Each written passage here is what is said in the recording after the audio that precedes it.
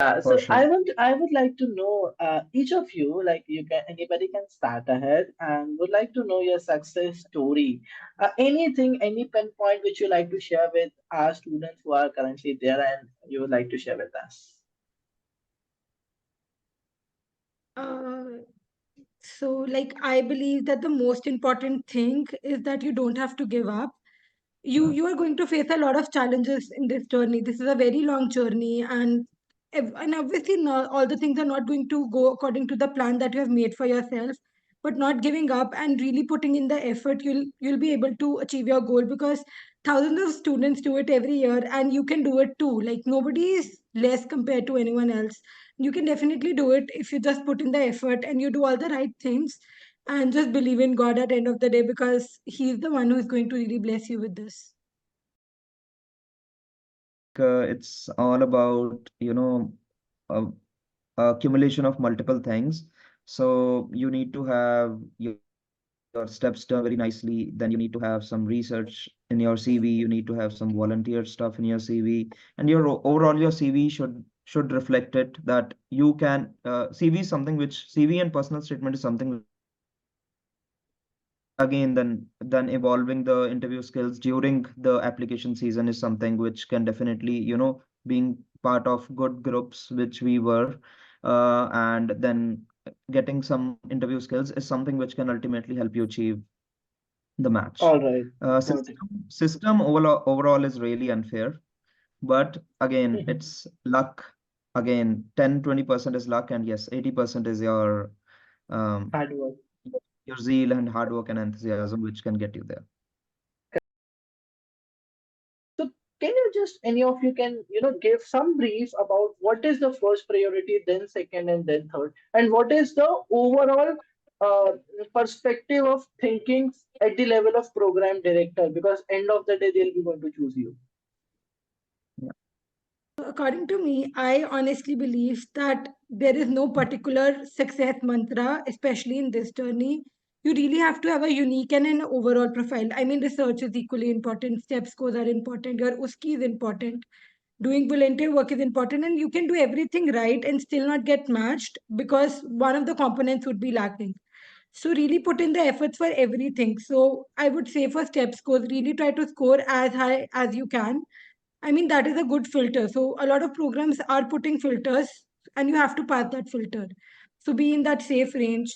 And regarding USKIs, really try to do them before your graduation, so that you have so that you have hands-on experience in the US healthcare system. And regarding research opportunities, just say yes to every opportunity you get, because I mean, you really have to create a well-rounded CV, and you have to show that you're really passionate about this field overall, and you have done what it takes to be here.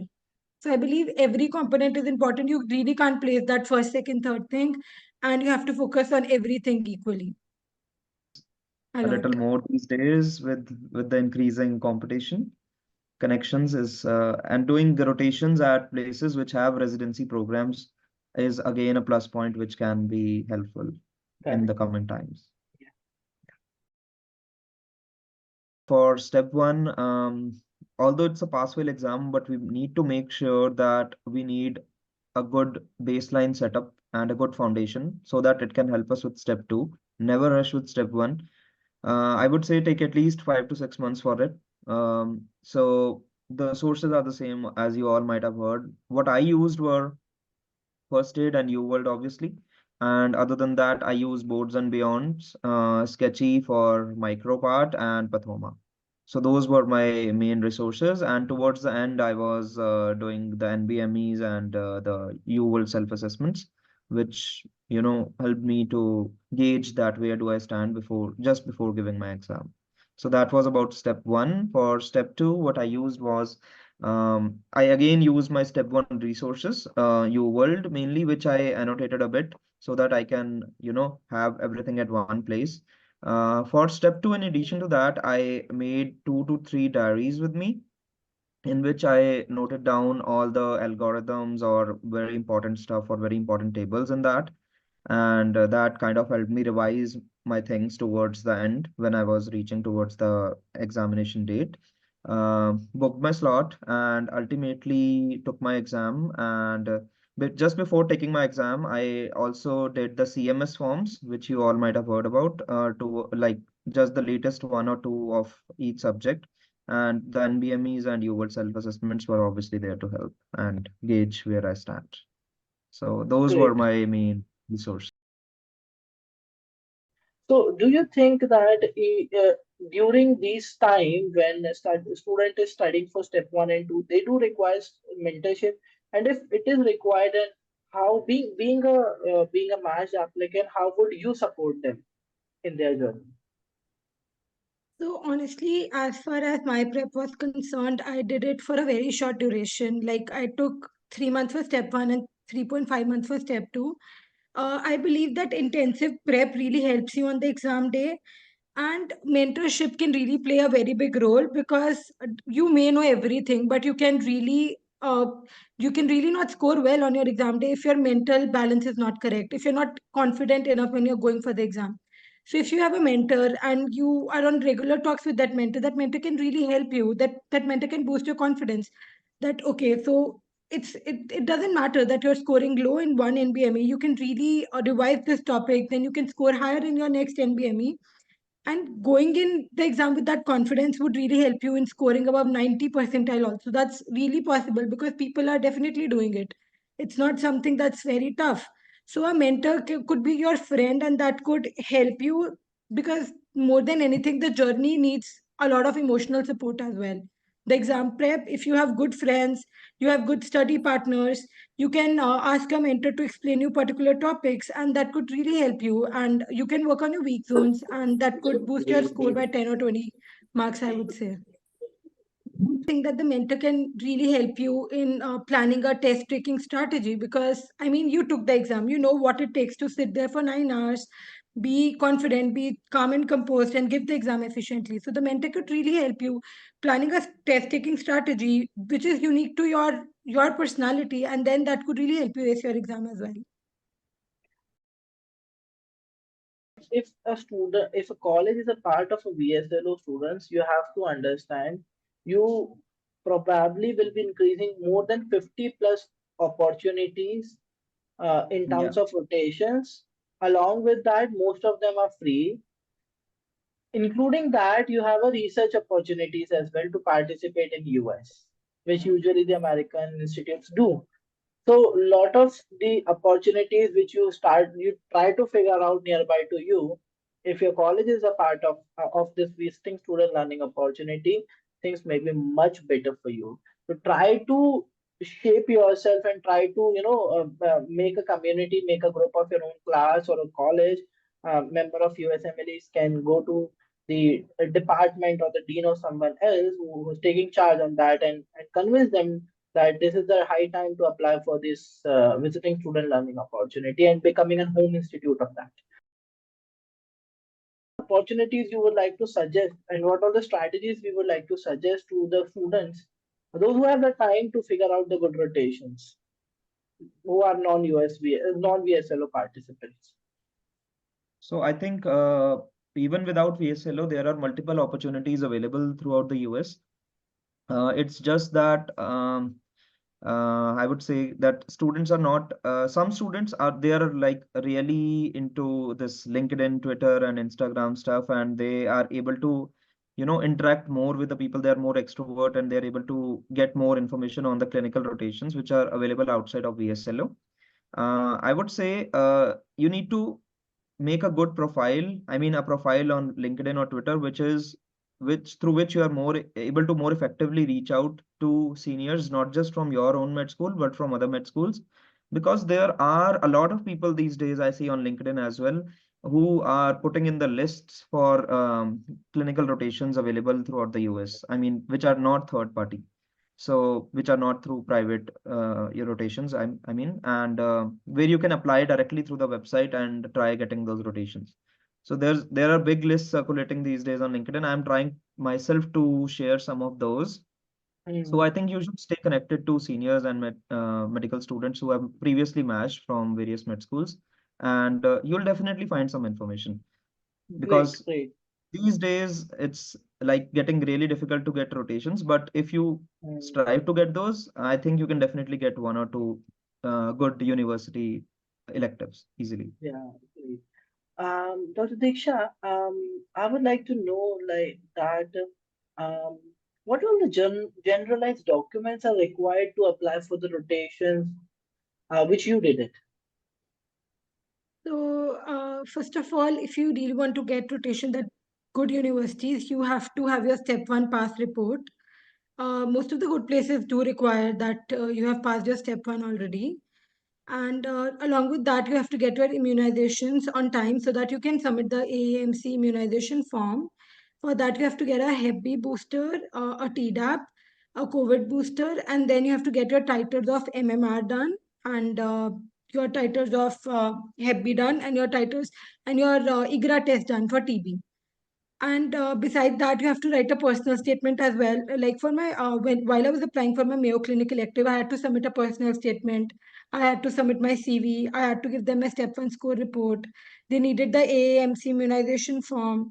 And they would also require a transcript from your medical college stating that you are a final year medical student or you are an intern and that you are applying for the Mm-hmm. elective and Mm-hmm. uh, this is your score report throughout your years in the medical school, and you have to get that ready on time because sometimes the college can take up to 1 2 months to get you that, and then you also have to get Okay. a LOR from your dean stating that that this is a really good student and we really would appreciate that if you give her an opportunity to rotate at your institute.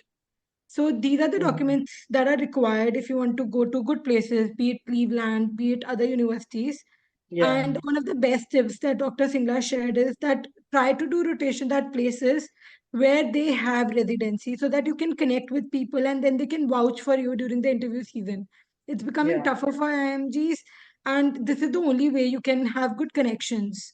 And I think Yeah. this is one of Great. the mistakes we did, and we would really appreciate if all of you would learn from it because we have seen Correct. people marching into great places just because of this fact. So that Correct. is very good tip. So I think it was one of the hot topics which was discussed during the interviews. So what happened was they usually whatever publications you have posted on your CV when while submitting your application, they'll just pick up one or two out of those randomly, and they'll ask you what was your role in that particular publication, what you did, whether it was collecting the data or writing the manuscript or leading a team or something like that. So you need to describe your role, and especially you must be very good with what results you achieved from that. If it was an original research article, what results you achieved, or if it was a case report, so what was your conclusion on that, and if it was a review article, what was the conclusion on that. So you need to be very thorough with that part, but they'll always discuss one or two random publications out of one or two random publications of yours. So be ready with that whenever you are putting any particular publication in your CV. Got it. That's true. Anything, Dr. Diksha, you would like to add? Uh, I would suggest that this is a tip, like really do write only those publications in which you actually did something because you definitely have to talk about it. And if you're not investing yourself into it, you would not be able to talk about it in a proper way. And then the interviewer, he's so experienced, he would immediately know that you did not actually do anything in that. Also, in most of the university interviews, especially, I was asked this question that why did you think that this research would help the medical field in general, and why did you like think that you should pursue this research, like you are basically interested in this, or would this have a very positive impact on the medical field? So it's important to know your results and how is it going to contribute to the overall evolving world as well, because they're going to ask that and you should know that. So, according to me, the best advice is that you just have to be yourself. There is no point being very anxious, no point being pretending that, oh, I'm like, I did it, I did this, I did that. You just have to be yourself. You just have to be confident that what I'm saying, I truly mean that, and I'm really passionate about the field that I'm pursuing right now. And then practicing with your friends, that really helped us. We used to practice for interviews, and that taking feedback from people, improving on those aspects, that really helps you, and you can ace your interviews. I would say that interviews are one of the most important. one of the most important parts of this journey. And the more you practice, the better it is. You could practice looking in the mirror, you could record a video of yourself, and then you can analyze, and that would really help you. So just be confident and be yourself, and you'll Yeah. do great. Your All right. profile can get you the interviews, but your interview skills can get you matched. Make Match, sure exactly. to develop those. All Early. right. All right. Any incidents which you would like to share with us about your interviews? Before that, how many interviews, like Dr. Ankur, you received this maximum? I got four interviews. Great, and Dr. Diksha? I had 7 interviews. Great. So any special experience you would like to share? Any good or a bad experience? Go ahead with Dr. Ankur this time. Uh, I think the best experience was there was a program where I interviewed. Therein, not just the program director or the core faculty were interviewing you. There were your the second and third year residents who were a part of the committee to interview you.